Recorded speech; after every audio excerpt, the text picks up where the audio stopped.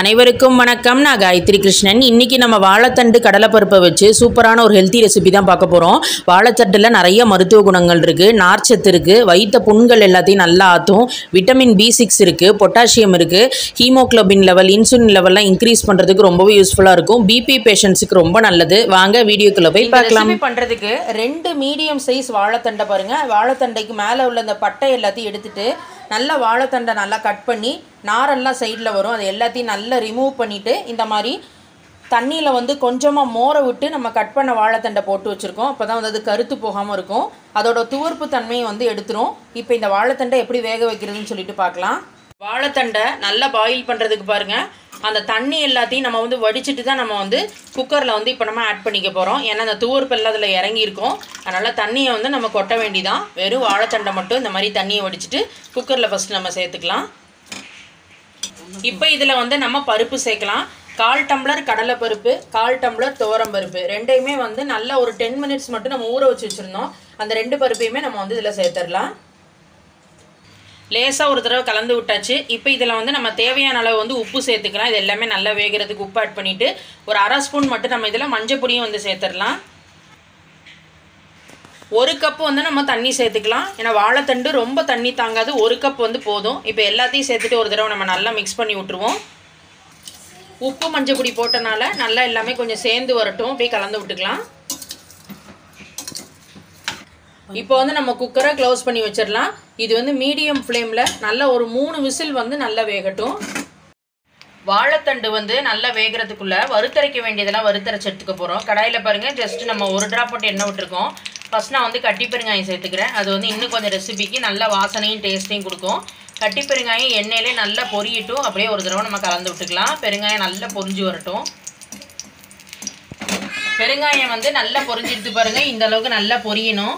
இப்போ இதில் வந்து நம்ம 1 ஸ்பூன் தனியா, 3/4 ஸ்பூன் வந்து கடலைப்பருப்பு சேர்த்துக்கலாம், 3/4 ஸ்பூன் உளுத்தம்பருப்பு, 1/2 ஸ்பூன் வந்து வெந்தயம், கூடவே வந்து நம்ம இப்போ வரமிளகாயை வந்து சேர்த்துக்க போகிறோம். நான் இன்றைக்கி ஒரு 6 வரமிளகாய் சேர்த்துருக்கேன். நீங்கள் எடுத்துக்கிற வாழைத்தண்டை பொறுத்து இந்த வறுத்தரைக்க வேண்டிய இன்க்ரீடியன்ஸ் எல்லாம் நீங்கள் கூட குறைச்சி பார்த்துட்டு ஆட் பண்ணிக்கலாம். நான் எடுத்துக்கிற வாழைத்தண்டுக்கு வந்து இதெல்லாம் சரியாக இருக்கும். அதே மாதிரி நீங்கள் உங்கள் காரத்துக்கு ஏற்றவாறு வரமிளகாய் நீங்கள் போட்டுக்கலாம் கூட குறைச்சி. இப்போ இது எல்லாமே நல்லா வறுபட்டு வரட்டும். பருப்பெல்லாம் நல்லா செவந்து வறுபட்டு வரணும். மிதமான சூட்லேயே வச்சுட்டு இதை நம்ம நல்லா வறுத்துக்கலாம். பருப்பு வந்து நல்லா வறுபட்டு பாருங்கள். இப்போ இதில் நம்ம கொஞ்சம் கருவேப்பிலை ஆட் பண்ணிடலாம். சின்ன பீஸ் வந்து புளி சேர்த்துக்க போகிறோம். புளியை வந்து நல்லா நம்ம க்ளீன் பண்ணி வச்சுருக்கோம். அந்த புளியை வந்து நம்ம உள்ளே சேர்த்துக்கலாம். நெல்லிக்காய் அளவுக்கு புளி உள்ளே சேர்த்துக்கோங்க. இதோட கூடவே நம்ம தேங்காய் துருவலையும் ஆட் பண்ண போகிறோம். நல்லா ஒரு கப்பு ஃபுல்லாக தேங்காய் துருவல். இப்போ இது எல்லாத்தையும் சேர்த்துட்டு நல்லா கலந்துக்கோங்க. எல்லாத்தையும் சேர்த்துட்டு லைட்டாக ஒரு தடவை மிக்ஸ் பண்ணிவிட்டு நம்ம வந்து ஸ்டவ்வை சுவிட்ச் ஆஃப் பண்ணிடலாம். சூட்டிலே வந்து அது வந்து நல்லா ரெடி ஆகிடும். கலந்து விட்டுக்கோங்க. இப்போ இங்கே நம்ம வறுத்தது எல்லாமே நல்லா ஒரு பிளேட்டில் கொட்டி ஆற வச்சுருங்க. எப்படி அரைக்கிறதுன்னு சொல்லிட்டு நம்ம பார்க்கலாம். எல்லாமே நல்லா கூலாகட்டும். வறுத்தது நல்லா கூலாக எடுத்து மிக்ஸி ஜாரில் மாற்றிட்டோம். தேவையான அளவு தண்ணியை விட்டு இதை வந்து நம்ம நல்லா பேஸ்ட்டாக அரைச்சி எடுத்துக்கலாம். பாருங்கள், இந்த மாதிரி நம்ம நல்லா பேஸ்ட்டாக அரைச்சி எடுத்து வச்சு பாருங்கள். அந்த பேஸ்ட்டு அவ்வளோ வாசனையாக இருக்குது. எல்லாமே நம்ம வறுத்து அரைச்சி பண்ணனால 3 விசில் வந்து நல்லா ப்ரெஷர் அடங்கி எடுத்து நம்ம ஓப்பன் பண்ணி பார்த்தாச்சு. பாருங்கள், நம்மளோட வாழைத்தண்டு, அந்த கடலைப்பருப்பு, துவரம்பருப்பு எல்லாமே எவ்வளோ அருமையாக வெந்து வந்துருக்கு பாருங்கள். கையில் எடுத்து மசிச்சாலே நல்லா மசிஞ்சு வருது. இந்த அளவுக்கு நல்லா மசியணும். இப்போ இதில் நம்ம மிக்ஸி ஜாரில் அரைச்சி வச்சுருந்த அந்த பேஸ்ட்டை வந்து நம்ம இதில் ஆட் பண்ணிடலாம்.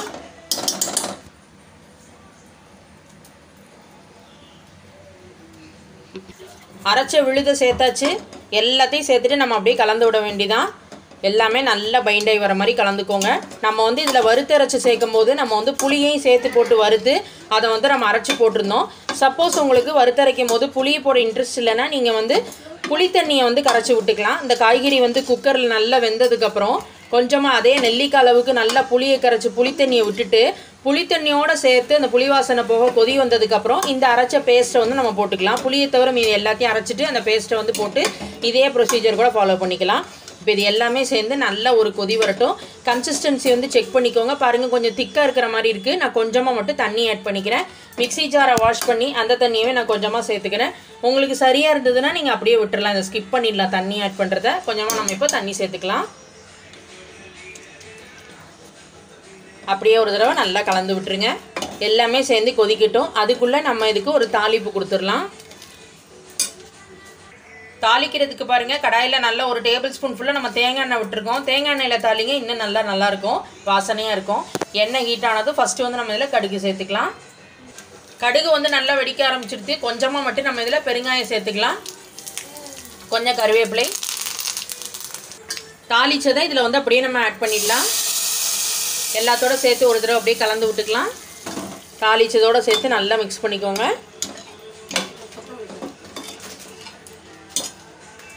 தாளிச்சதோடு சேர்த்து ஒரு கொதி வருது. லாஸ்ட்டாக இதில் கொஞ்சம் வெல்லத்தை ஆட் பண்ணிடலாம்.